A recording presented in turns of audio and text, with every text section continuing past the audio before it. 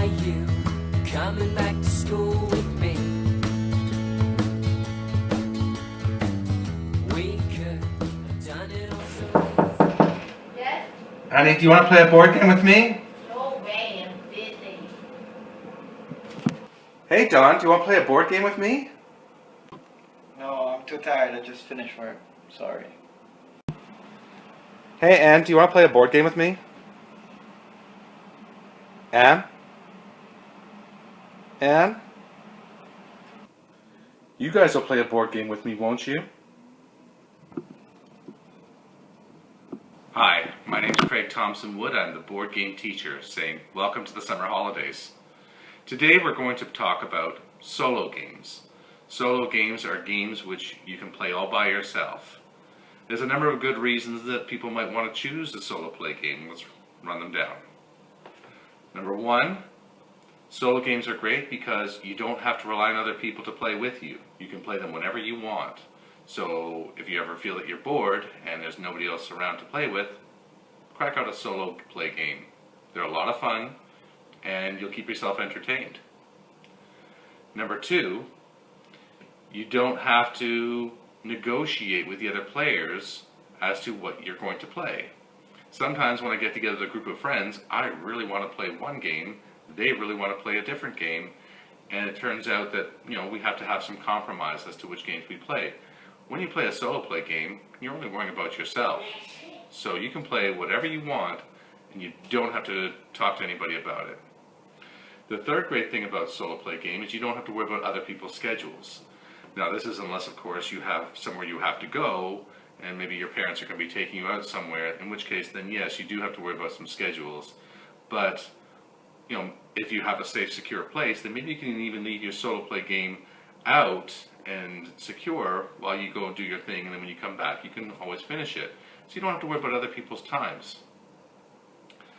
The third great thing about solo play games are that they can help you to learn the game. So as you play the solo play game, you may encounter things that you don't know the rules for, and so then you can look those up and understand it and continue playing when you're done.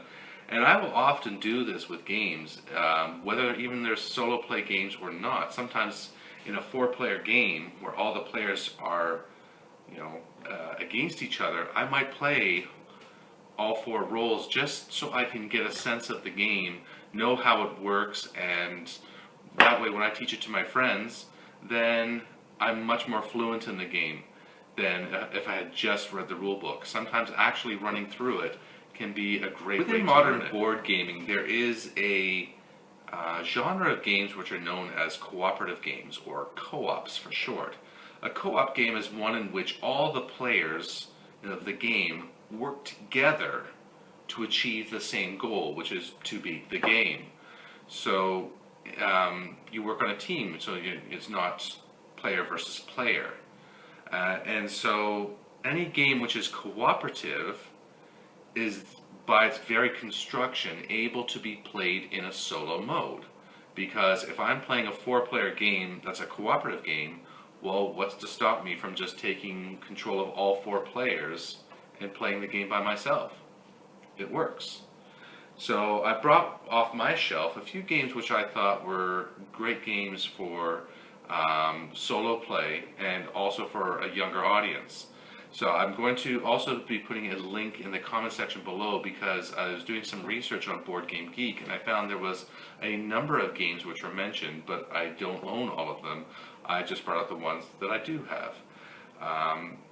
And there's also, if you're an adult watching this or something, maybe a teenager or something, there are a huge range of games which can be played solo, so much so that on Board Game Geek they had last year all the people vote on what they felt were the top 100 solo play games out there. So I mean, there is absolutely a huge wealth of games to play in solo mode if that is your thing.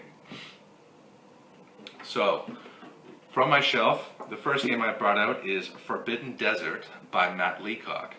Forbidden Desert is a cooperative game where it says for 2 to 5 players, ages 10 and up. I think that Forbidden Desert, there's no reason you can't play it solo because it's a co-op. In the game, you crash landed in a desert and you're looking for pieces of this fantastical flying machine that's going to rescue you by airlifting you out of the desert. So you have to find all the pieces, but you're fighting against the sun, you're fighting against the need for water, and this giant storm which is blowing sand dunes everywhere, and it's a really exciting, tense game, and I highly recommend Forbidden Desert. The next one is also by Matt Leacock, which is Pandemic. Now this says Pandemic in the Lab, but I have put my Pandemic, In the Lab is one of the expansions, and I put my full Pandemic set into this box.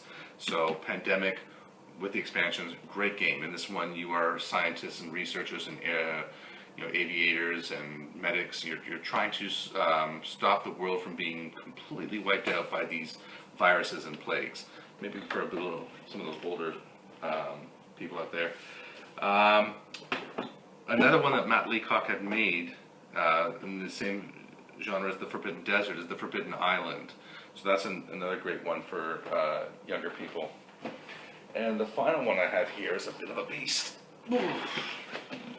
It's Super Dungeon Explorer.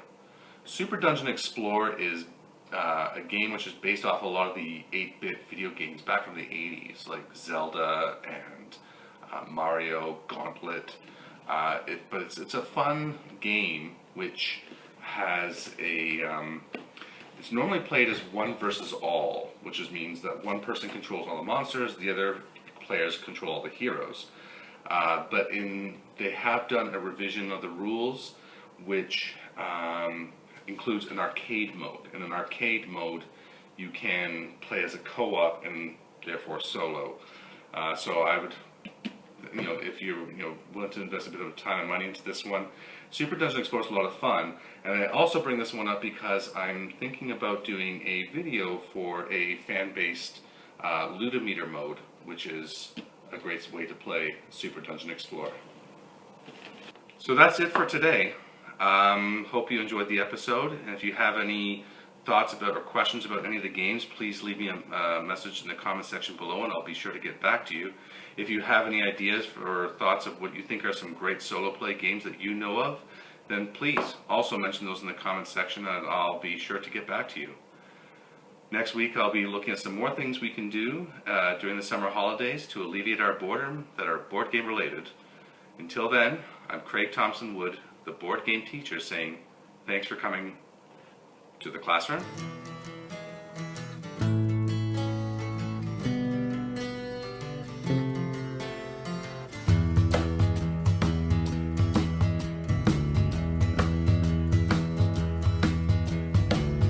Are you coming back to school?